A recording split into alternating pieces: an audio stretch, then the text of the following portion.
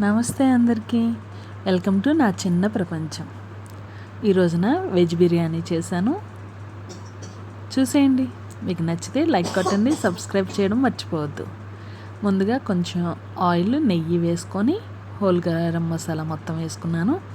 టమాటా, బంగాళదుంప, క్యారెట్, ఉల్లిపాయలు, పచ్చిమిర్చి అలా కట్ చేసి పెట్టుకున్నాను. స్పీడ్గా వంట అవ్వాలంటే ముందు ఇవన్నీ చేసేసుకొని పెట్టుకుంటే త్వరగా అయిపోతుంది.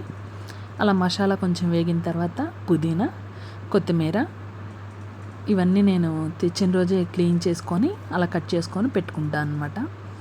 ఆ రెండు కొంచెం వేగిన తర్వాత అల్లం వెల్లుల్లి పేస్ట్ వేసాను.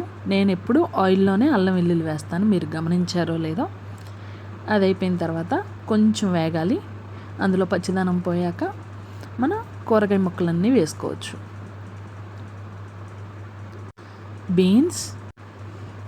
బీన్స్ వేసాను. ఉల్లిపాయలు అవి కొంచెం వేపేసి, పచ్చిమిర్చి, క్యారెట్, టమాటో, ఆలు అన్నీ వేసాను.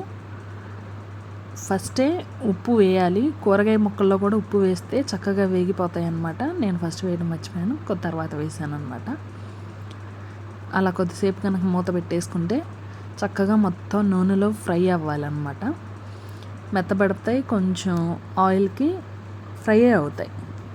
అది అయిపోయిన తర్వాత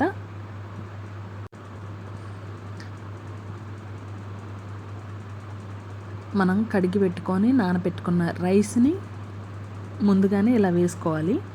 వాటర్ పోయొద్దు. ఇది వేసుకొని ముందు కొంచెం హైలో పెట్టేసి ఒక 2 minutes వేపితే చాలు బియ్యాన్ని. ఎందుకంటే కొంచెం పొడి పొడిగా వస్తుంది అన్నమాట. బాగా హైలో పెట్టేసి 2 minutes అంటే చాలు. అది అయిపోయాక మనం నీళ్ళు మనకు కావలసినంత కొలుచుకొని అలా పెట్టుకున్నాను, అవి పోసేసుకుంటాం అన్నమాట. ఉప్పు మనకి ఈ స్టేజ్లోనే ఉప్పు సరిపోయిందో లేదో చూసుకోవాలి. బియ్యం వెంటనే ఇరిగిపోవు కాబట్టి ఇప్పుడు ఈ టైంలోనే తిప్పుకోవాల్సిందంతా. తర్వాత మనం అసలు గరిటె పెట్టకూడదు, లేకపోతే అది విరిగిపోతాయి అన్నమాట. నేను కొంచెం పంచదార వేసాను, ఎక్కువ వేయద్దు అసలు. ఎందుకంటే టేస్ట్లు అన్నిటినీ బ్యాలెన్స్ చేస్తుంది, చాలా బాగుంటుంది. ఇది రైతా. కొంచెం జీలకర్ర పొడి, కొత్తిమీర వేసాను. అదనమాట మనకి రైస్ వస్తుంది. మనం ఈ స్టేజ్లోనే వాటర్ కావాల్సినంత చూసుకోవాలి. నాకు కరెక్ట్గా సరిపోయింది. కొంచెం నెయ్యి వేసుకొని మళ్ళీ కరెక్ట్గా ఒక 5 minutes పెట్టుకుంటే సరిపోతుంది.